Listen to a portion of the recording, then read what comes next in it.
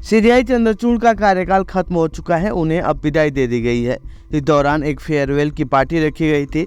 इस दौरान सीजेआई बेहद भावुक नजर आए और आने वाले जजों के लिए कई बातें कहीं।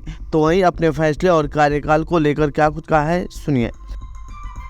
Two things which I'd like to share with you, otherwise I can go on forever about a parent, as all of us can.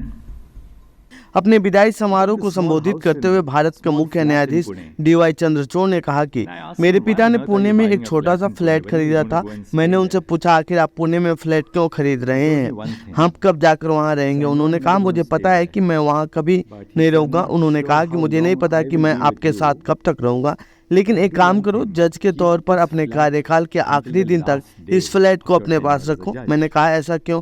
उन्होंने कहा, अगर आपको लगता है कि आपकी नैतिक ईमानदारी या बौद्धिक ईमानदारी से कभी समझौता किया गया है, तो मैं आपको बताना चाहता हूं कि आपके सिर पर छत है। एक वकील या एक जज के तौर पर कभी भी खुद को समझौता करने की अनुमति ना दें, क्योंकि आपके पास अपना कोई घर है। ऐसा नहीं है कि आपके पास घर नहीं है।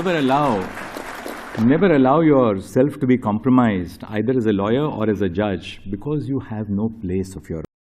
इस दौरान इस फेयरवेल में सीजेआई डीवाई चंद्रचूड़ के विदाई समारोह को संबोधित करते हुए एसबीए के अध्यक्ष कपिल सिब्बल ने कहा कि हम किसी भी न्यायाधीश की आलोचना कर सकते हैं, क्योंकि जीवन में पूर्णता नाम की कोई चीज नहीं होती, शाश्वत सत्य नाम की कोई चीज नहीं होती। पूर्णता असापेक्ष होती है, सत्य सापेक्ष होता है। आपको उस व्यक्ति या न्यायाधीश का मूल्यांकन उस समय के आधार पर करना चाहिए जिसमें हम रह रहे हैं। जब हम न्यायमूर्ति चंद्रचूड़ के बारे में लिखेंगे तो हम उनके निर्णयों, उनके तरीके, उनकी सादगी, उनके धैर्य पर चर्चा करेंगे। ये सभी गुण इस देश के सबसे महान न्यायाधीशों में से एक हैं।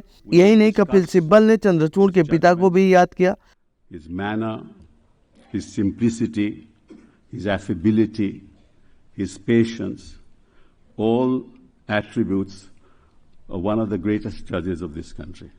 तो ये थी सीजेआई चंद्रचूड़ से जुड़ी हमारी रिपोर्ट। आपको कैसी लगी ये रिपोर्ट कमेंट बॉक्स में बताएं।